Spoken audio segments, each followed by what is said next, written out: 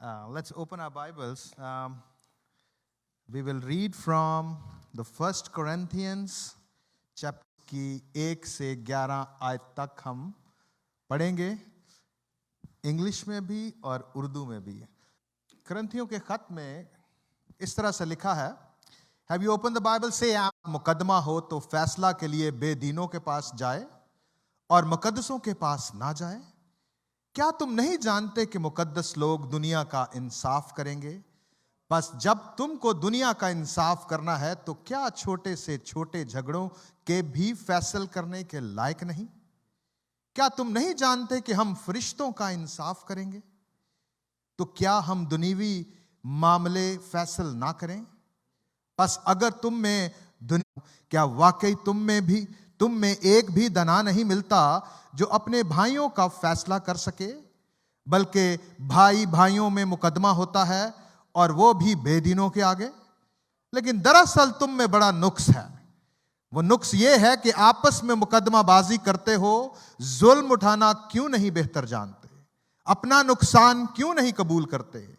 बल्कि तुम ही जुल्म करते और नुकसान पहुंचाते हो, और वो भी भाइयों पर। ना अयाश, ना लौंडेबाज, ना चोर, ना लालची, ना शराबी, ना गालियां बकने वाले, ना जालिम।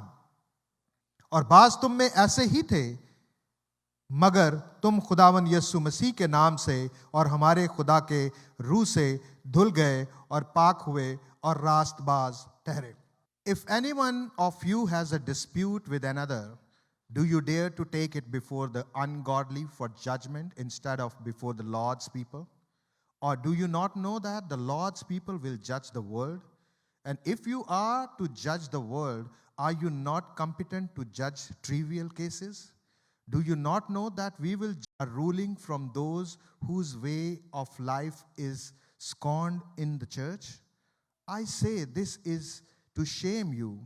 Is it possible that there is nobody among you wise enough to judge a dispute between believers? But instead, one brother takes another to court, and this is in front of unbelievers. The very fact that you have lawsuits among you means you have been completely defeated already. To your brothers and sisters, or do you not know that wrongdoers will not inherit the kingdom of God? Do not be deceived. Neither the sexually immoral, nor idolaters, nor adulterers, nor men who have sex with men, nor thieves, nor the greedy, nor drunkards, nor slanderers, nor swindlers will inherit the kingdom of God. And this is, let's pray. खुदावन बाप, मैं तेरे चरणों में आता हूँ खुदावन, अपने आप को खुदावन तेरे हवाला करता हूँ खुदावन। खुदावन अपनी कमज़ोरी में खुदावन तू अपनी कुदरत को पूरा करना खुदावन, और खुदावन मुझे तौफीक दे के खुदावन तेरे कलाम की मनादी कर सकूं और मसीह मसलूब को खुदावन बयान कर सकूं खुदावन। यीशु के नाम में सब कुछ मांगता हूँ, आमीन। Most of you knew that we were studying, और उसमें से जो है सबसे पहले जो है हमने करंथियों का पहले ख़त का जो मुताला किया, लेकिन पिछले 2 हफ्तों से हमने जो है वो उसको रोक दिया, कुछ ईस्टर की वजह से या दूसरे वजूहात की वजह से। लेकिन हम दोबारा जो है वो करंथियों के ख़त का मुताला जो है वो शुरू करेंगे। We're going to start again the book of Corinthians, and we have the background of the book of Corinthians, so that we all will be on a same page, ताकि फिर से कुछ जो भूल गया है तो वो फिर से याद आ जाए और फिर हम कनेक्ट जो है वो दोबारा से कर सकें। तो सबसे पहले तो आपको जो है पालूस रसूल ने करंथियों की कलीसिया को 2 खत लिखे, एक पहला करंथियों और दूसरा करंथियों, and both of them were written to correct the church. उसने उनकी इस्लाह और दुरुस्ती के लिए लिखे। पालूस रसूल ने पहला जो खत है वो 54 AD में इफिसस की मुकाम से लिखा, जब वो अपने तीसरे मिशनरी सफर के ऊपर था। और फिर जो है इस यूनानी में जो करंथस का मतलब है वो है एराइशी जेवर या ऑर्नामेंट। जो करंथस एक यूनानी लफ्ज है जिसका मतलब है ऑर्नामेंट। अपने नाम प्रोविंस आखिया, I don't know how to pronounce in English, अखिया का जो सूबा है उसका ये दारुल हुकूमत था, ये कैपिटल था। और इस शहर में एक मशहूर बंदरगाह भी थी जो बड़ी तजारत का मरकज थी। इस शहर का जो असल असासा था, the original heritage of this city was the Greek philosophy, the Greek culture, Greek art and मशहूर था। ये शहर जो है दुनियावी इतबार से बड़ा ही पुरकशिश था। It was like a New York city और दुबई और एनी सिटी लाइक पेरिस। ऐसा शहर था जो बड़ा ही पुरकशिश शहर था। पालूस रसूल ने करंथिया की कलीसिया उस वक्त कायम की जब वो अपने दूसरे बशारती सफर पर था।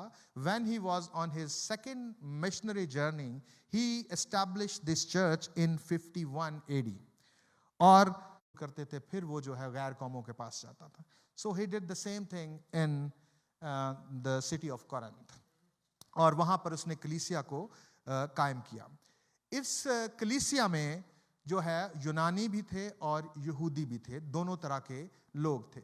बट ग्रीक्स जो थे वो तादाद में जो है वो यहूदियों से ज्यादा हो गए थे। यहाँ पर यूनानी लोग जो है वो तादाद में ज्यादा थे, जिसकी वजह से था सो दे हैव सम जो है वो ग्रीवेंसेस जो है, जो आपस में एक दूसरे से उनको कुछ शिकायत भी थी जो फर्दर मजीद उनके झगड़ों का बायस बनी।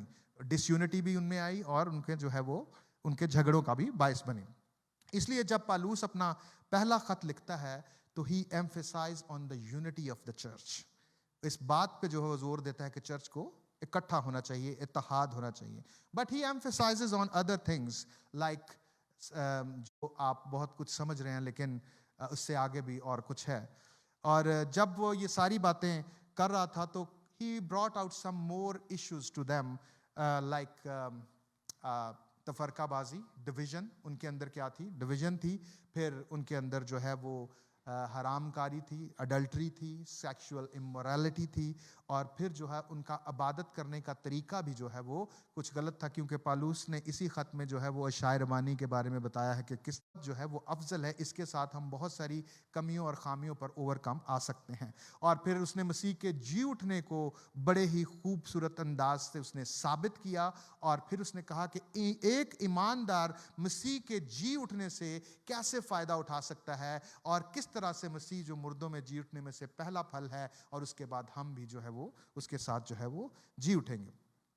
तो ये सारी बातें जो है उसने उनको लिखी। लेकिन 5वें बाब का जो मौजू है आपको याद, he talked about the spiritual immorality or sexual immorality which was being happening in the church, and one of the believer was having his father's wife.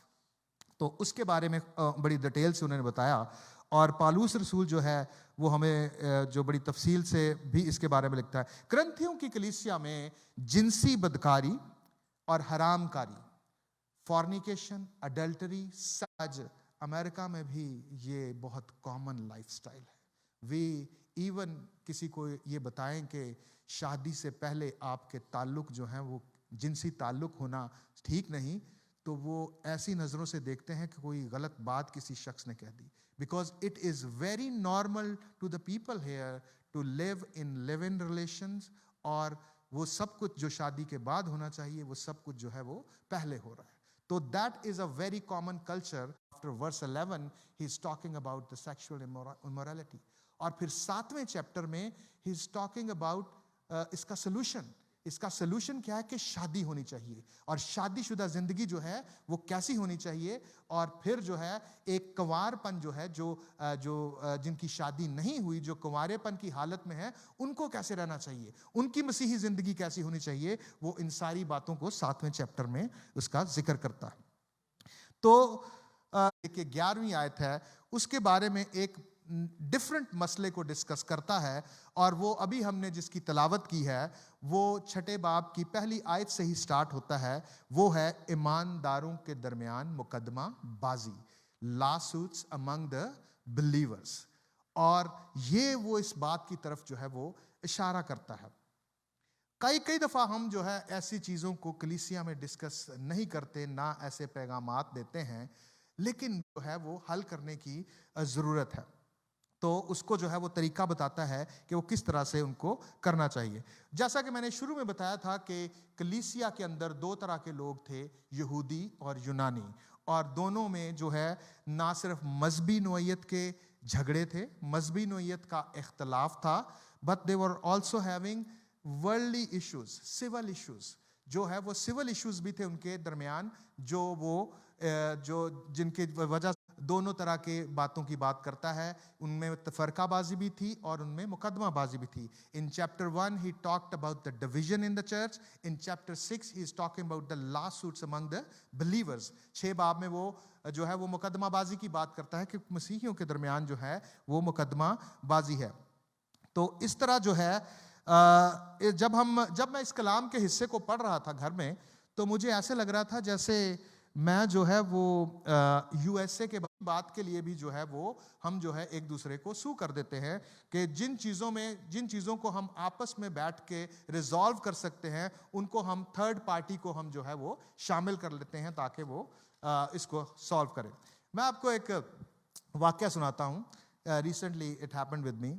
मैं जिस फ्लैट में रहता हूँ उसके नीचे एक फ्लैट है और उसके आगे जो है एक ग्रासी प्लॉट है, और जब हमें अपने घर से दूसरे बिल्डिंग के हिस्से में जाना हो, जो ग्रासी प्लॉट से गुजर कर चले जाते थे, एक दिन जो है बिल्डिंग लीज ऑफिस से एक नोटिस आया कि आप जो है फलां शख्स के घर के सामने से गुजरते हैं तो आप वहाँ से ना गुजरा करें। तो मैंने जो है वो, मुझे पता चल गया कि किसने दिया है। तो बहरहाल हम वहाँ से अपना वॉकवे शुरू से वहाँ से जाना शुरू कर दिया। तो एक दिन जब मैं वापस आ रहा था शाम को, तो वो जो शख्स है, जो घर का मालिक है, वो थोड़ा डिफरेंट टाइप का शख्स है, क्योंकि उसकी बीवी हमें अक्सर कहती है कि इसी को प्रॉब्लम है, मुझे कोई problem, go from this way. मैंने कहा लेकिन थोड़ा आप आराम से बात करें, मैं आपकी बात सुन रहा हूँ। सो उसने सुकून से बात करना शुरू की। तो उसके बाद जो है मुझे सारी बात उसने ख़त्म कर दी। तो मैंने कहा कि ठीक है, अगर आपको कोई मसला है, तकलीफ़ है, तो हम यहाँ से नहीं गुजरेंगे। तो मैंने कहा कि you just called me brother and you are talking to me, लेकिन मुझे अफसोस ये बात है कि if you are calling me brother and you are talking to me, why did you complain about me? Next time I will take care of that. कि बाज़ औक़ात हम इतने आदी हैं कि जो चीज़ें आराम से रिजॉल्व हो सकती हैं, हम जो है वो फिर भी थर्ड पार्टी को इन्वॉल्व करने की कोशिश करते हैं, जिसकी वजह से जो है कई दफ़ा चीज़ें जो हैं वो रंजिशें जो हैं वो बढ़ जाती हैं। तो पालूस भी करंथियों की कलीसिया को आज जो है वो, और आज की कलीसिया को नसीहत करता है कि हम छोटे से छोटे मामला में मुकदमाबाजी जो है वो ना करें और थर्ड पार्टी की उसमें our lawsuits to the unbelievers, कि हमें जो है अपने मुकदमे जो हैं वो गैर ईमानदारों के पास जो है वो ले जाने की ज़रूरत नहीं। अगर किसी जगह पर, पहली तो बात यह है कि हमें अपने प्रॉब्लम खुद फैसल करने चाहिए, खुद रिजॉल्व करने चाहिए, लेकिन अगर किसी थर्ड पार्टी की ज़रूरत है तो वो थर्ड पार्टी जो है, तीसरा फरीक जो है वो कलीसिया में से हो, ताकि वो उस मसले को समझ सके। और हमें जो है, और वो कलीसिया में से ऐसा शख्स हो जो बुजुर्ग हो, दना हो, और थिंग लाइक दैट। करंथस की कलीसिया में मुकदमाबाजी जो है वो बड़ी आम थी। मुकदमाबाजी के लिए they have a special place, उसके ऊपर एक प्लेटफॉर्म होता था और उसको बीमा सीट कहते थे। ये बीमा सीट जो है it is also used in Olympic, जो आप 1, 2, 3 रैंकिंग देखते हैं, that is also called the बीमा सीट। तो ये एक प्लेटफॉर्म होता था जो वहां पर खड़े हो जाते थे।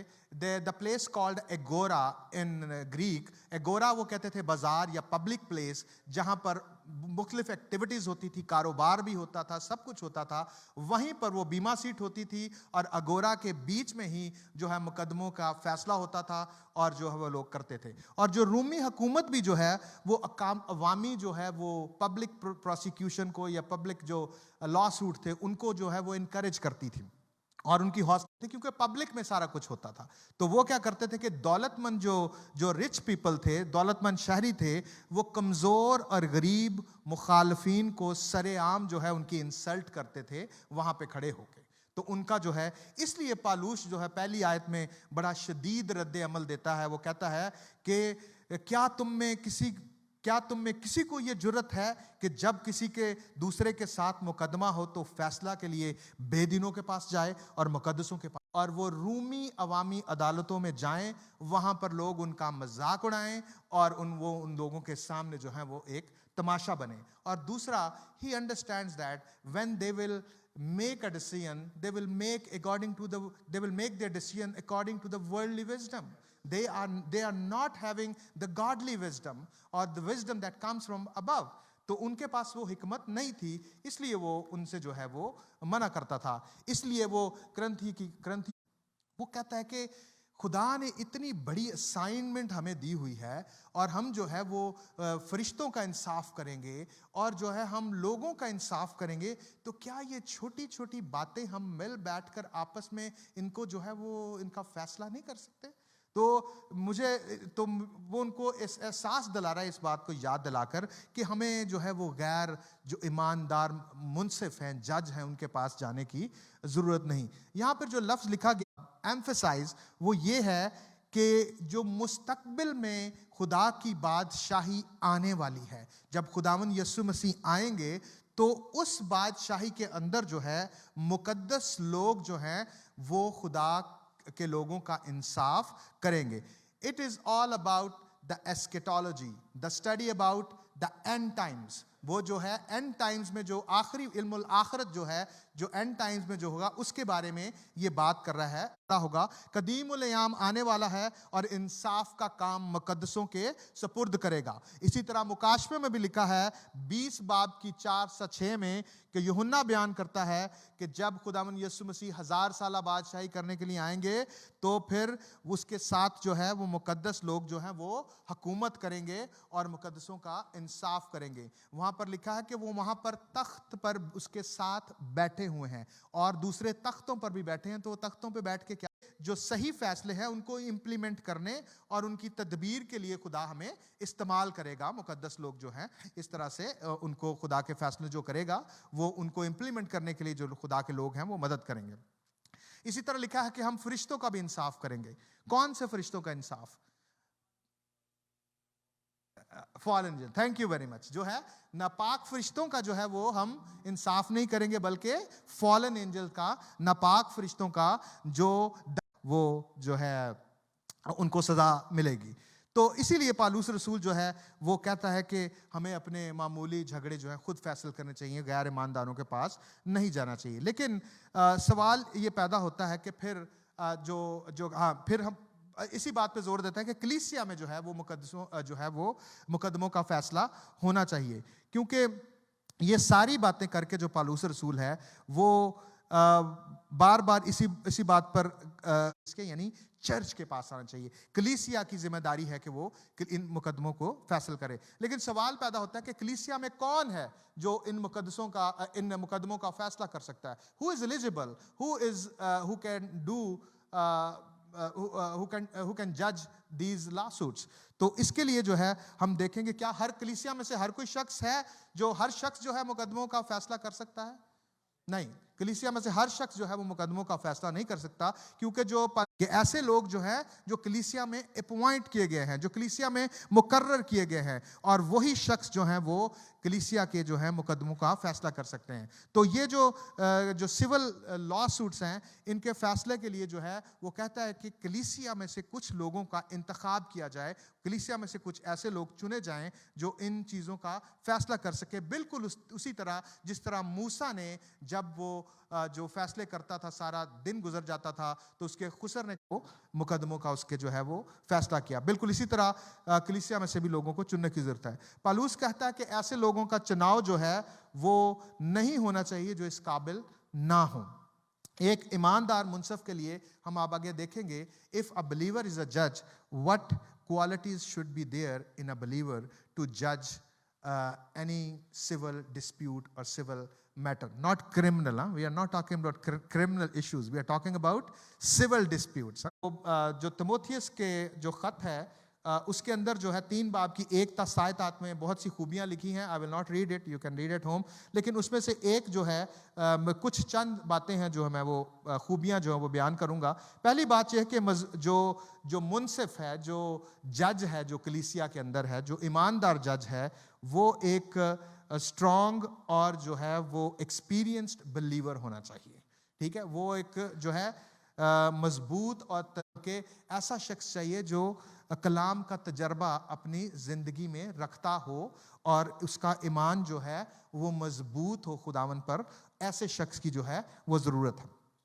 दूसरा शख्स है जो गहरी रूहानी बसीरत रखता हो, कि ऐसा शख्स जो स्पिरिचुअल इंसाइट हो, जिसके पास जो रूहानी चीजों को देख सके.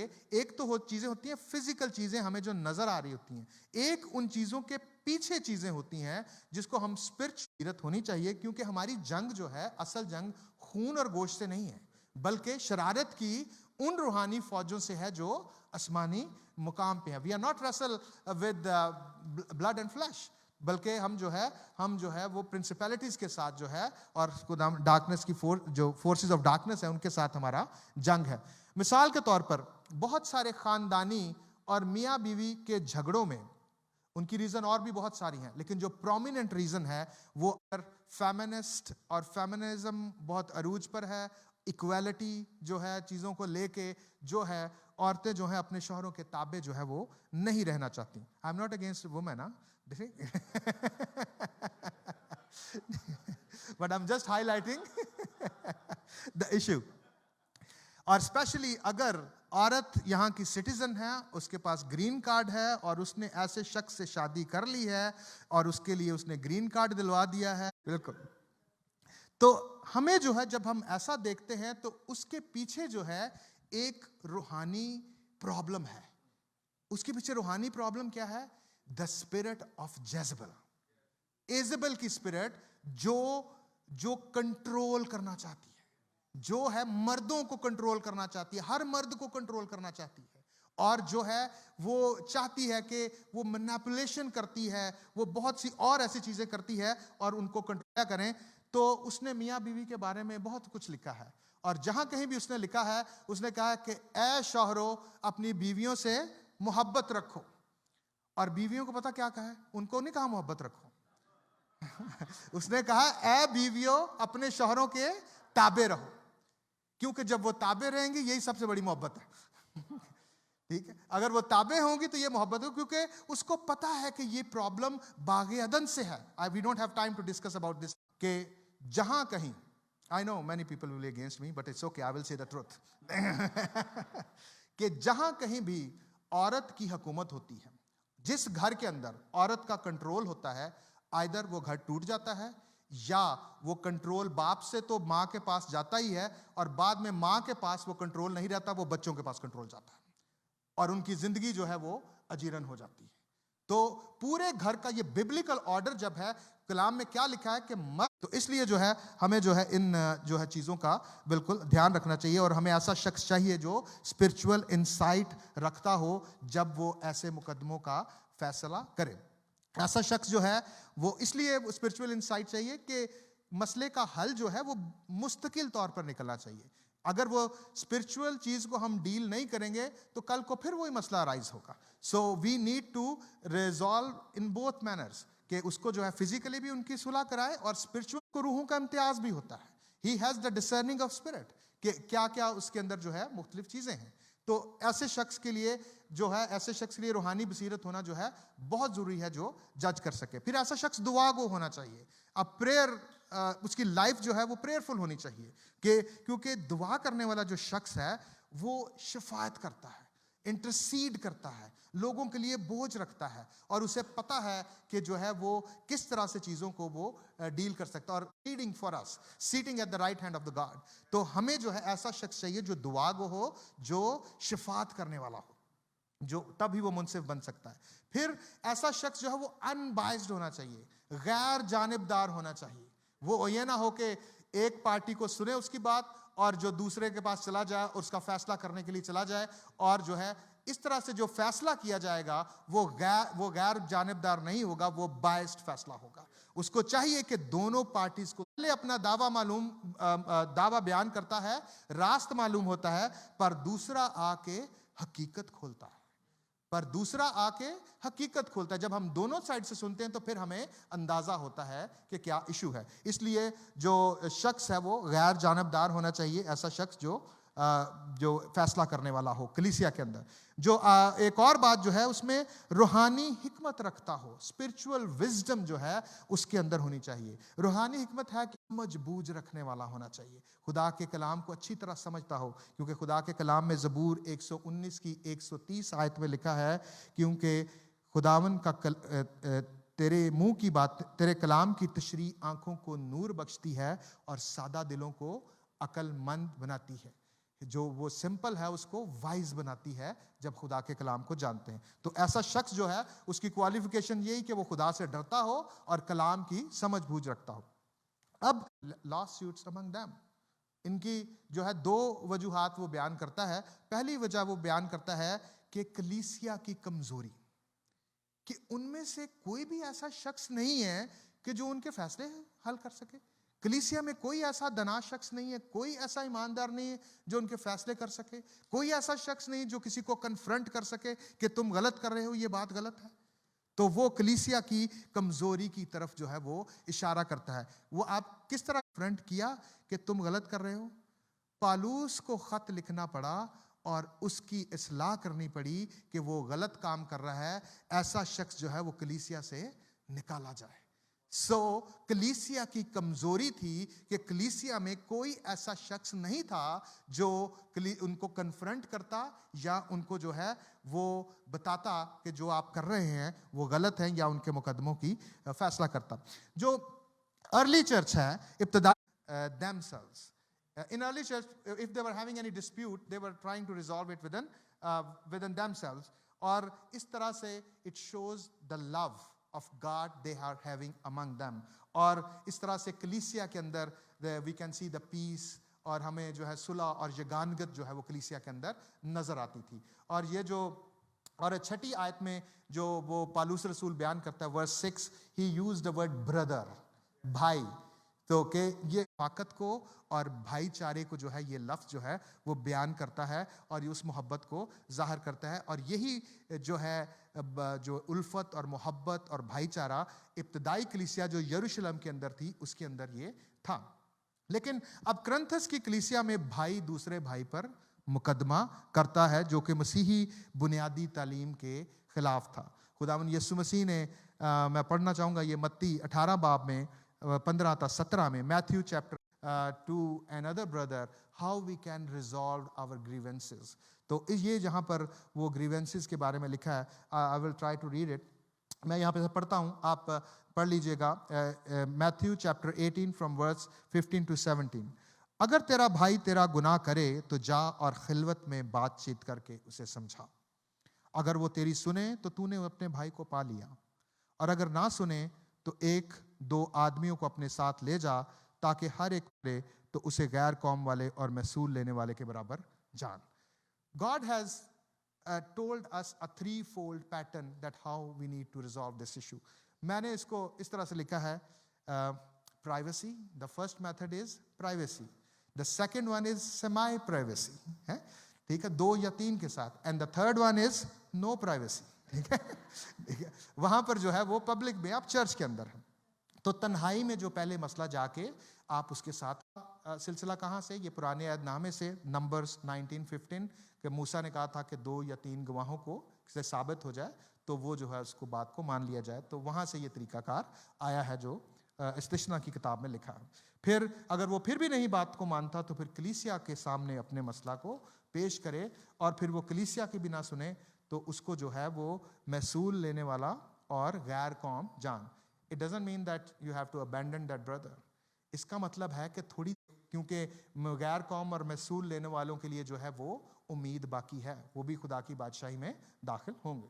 तो इस वजह से जो है हमें इस तरीके को जो है वो अपनाना चाहिए।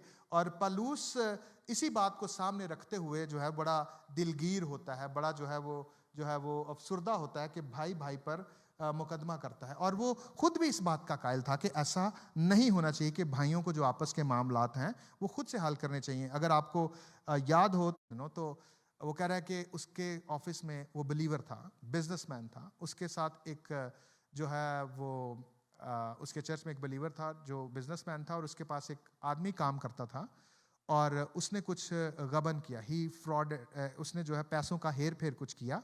तो उसने जो है उसको पता लग गया, तो उसने उसे बोला कि मैं तुम्हें जो है वो नौकरी से निकाल रहा हूँ, मैं तुम्हें जेल नहीं भेजूंगा, क्योंकि मुझे पता है कि तुम वाहिद आदमी हो जो अपने घर में कमाने वाले हो। यीशु मसीह ने क्या कहा था कि हमारे अंदर रहम और मोहब्बत होनी चाहिए। तो जब हम आपस में फैसले करते हैं, जब हम कलीसिया के लोगों को बीच में लेके आते हैं, तो वो रहम और मोहब्बत को सामने रख कर जो है वो फैसले करते हैं। इसलिए इट इज़ वेरी इंपॉर्टेंट। लेकिन आप कोशिश करें कि ऐसे बहन भाई लें जो रहम और मोहब्बत रखते हो, नहीं तो कई दफ़ा मसला बिगड़ भी जाता है। तो ज़रूर है कि आप जो है वो ऐसे लोगों को कलीसिया life style they were having it, उनकी जो बदकार जिंदगी थी इंडिविजुअल्स की, वो उनका जो लाइफस्टाइल था वो एक विकेट की तरह था। दे आर बिलीवर्स, इसीलिए पौलुस रसूल ने भाई कहता है। बट उन्होंने अच्छा स्टार्ट किया, और फिर जो है उन्होंने क्या किया कि फिर दोबारा जो है वो उस बदकार जिंदगी की तरफ चले गए। पौलुस 8वीं आयत में कहता है कि तुम इनफरादी तौर पर जो है इंडिविजुअली जो है तुम जुल्म करते हो और भाइयों को धोखा। कहता है कि ये तर्ज जिंदगी ऐसा तर्ज जिंदगी है जो किसी विकेट का होता है। The way you are living it it's like a wicket. और साथ ही वो तीसरी बार कहता है ये सेंटेंस, क्या तुम नहीं जानते। पहले 2 दफा उसने कह दिया, उसने ये 6 दफा लफ्ज बोला है पूरे बाब के अंदर, क्या तुम नहीं जानते। और क्या तुम नहीं जानते कि बदकार खुदा की बादशाही के वारिस ना होंगे। और जो है पौलुस रसूल जब ये कहता है कि क्या तुम नहीं जानते, ये चीज़ किसी वक्त बताई गई थी, लेकिन आप उसको जो है जानते बूझते हुए या ना जानते हुए उसको इग्नोर कर रहे हैं। और आपने देखा होगा, हम अक्सर बच्चों को भी कहते हैं, क्या तुम्हें पता नहीं कि बड़ों को सलाम करना है, ठीक है, क्या तुम्हें पता नहीं कि गाली नहीं बकना चाहिए। किसका मतलब है कि किसी मौका पर हमने अपने बच्चों को बताया था कि ये बड़ों को सलाम करना है और गाली नहीं देना, और लेकिन वो दोबारा जब ये काम करते हैं तो हम उन्हें क्या करते हैं, याद कराते हैं कि हमने तुम्हें बताया था, लेकिन जो है खुदा की बादशाही में दाखिल ना होंगे। और वही इसी टोन में कुरिन्थस की कलीसिया से बात करता है और उन्हें याद कराता है। और जो है बदकार जब खुदा की बादशाही में दाखिल नहीं होंगे, तो वो एक लंबी लिस्ट उसके नीचे लिखी हुई है कि बदकारों की जो वो निशानियां क्या हैं, वो हमने पहले भी पढ़ी हैं। I will not read it, you know that what are these, कि वो सारी की सारी जो है वो कहता है कि तुम जो है फिर से इन चीजों के आदी हो गए हो, तुम फिर से दुनिया में शामिल हो गए हो और पुरानी जिंदगी की तरफ जो है वो लौट गए हो। और वो बड़ी खूबसूरती से उनको उनकी नजात के बारे में याद दिलाता है कि तुम सबसे पहले यू वर जस्टिफाइड। और नजात के हमारे 3 हिस्से हैं, जो first one is justification, the second one is sanctification, and the third one is the glorification. The justification is that it is only one time. Justification जो है सिर्फ एक वक्त के लिए है, ठीक है। और कब वो are justified with the blood of the Jesus Christ, ये एक दफा है। लेकिन सैंक्टिफिकेशन जो है लगातार, जितनी देर तक हम इस दुनिया में जिंदा रहते हैं, जिसको पाकीज़गी का अमल कहते हैं, sanctification continues in our life till death. और मरने तक जो है सैंक्टिफिकेशन का अमल जो है वो हमारी जिंदगी में चलता रहता है। इसको कहते हैं पाकीज़गी का अमल। फिर जो है जब हम जो है अगर हम हालत में हम नहीं मरते, हम पाक हालत में, then we will not attain the glorification, ठीक है। तो जो है पौलुस उनको याद कराता है कि तुम तो धोए गए थे, तुम रास्तबाज ठहराए गए थे, और तुमने फिर ये काम जो है दोबारा शुरू कर दिए। तो खुदा ने जो है वो इन्हीं बातों को वो पौलुस जो है वो बयान करता है, उनको फिर याद कराता है कि you have to come back to the basics, कि तुम्हें वो याद होना चाहिए कि तुम्हारे लिए कि बर्रे ने कितनी बड़ी कुर्बानी दी है। और है लॉ सूट्स के है जो अमंग बिलीवर्स है उसके बारे में लिखता है। तो ये सिर्फ पौलुस करंथियों की कलीसिया को ही नहीं लिख रहा. Most of them are very common in our context. बहुत सारी, और खुदा का कलाम जो है वो 1000 पुश्तों के लिए है. और ये जो है आज हमसे भी जो है पालूस रसूल हम कलाम है. और इस कलाम की रोशनी में जो है वो हमें अपने आप को जांचने और नीम गरम ईमानदार, क्या मैं एक रियाकार की तरह जिंदगी गुजार रहा हूं? क्या मैं am I living like a hypocrite? कि या जो मैं चर्च में हूं वही बाहर हूं? क्या मेरे अंदर माफी और रहम है, या मैं भी अपने भाइयों पर मुकदमाबाजी करके अपना फायदा ढूंढ रहा हूं? क्या मैं उस पाकीज़गी में जो मुझे खुदावन यीशु मसीह के मुनसिफ का किरदार अदा कर सके?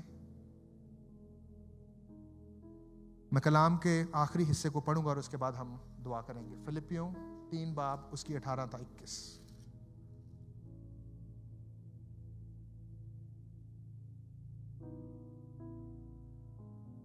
Philippians chapter 3 from verse 18 to 21.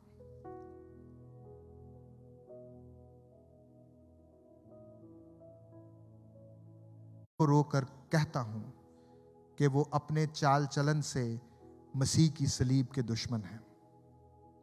उनका अंजाम हलाकत है, उनका खुदा पेट है. वो अपनी शर्म की बातों पर फख्र करते हैं और दुनिया की चीज़ों के ख्याल में रहते हैं. मगर हमारा वतन आसमान पर है और हम एक मुनज्जी यानी खुदावन यीशु मसीह के वहाँ के आने के इंतज़ार में हैं. वो अपनी उस कुव्वत की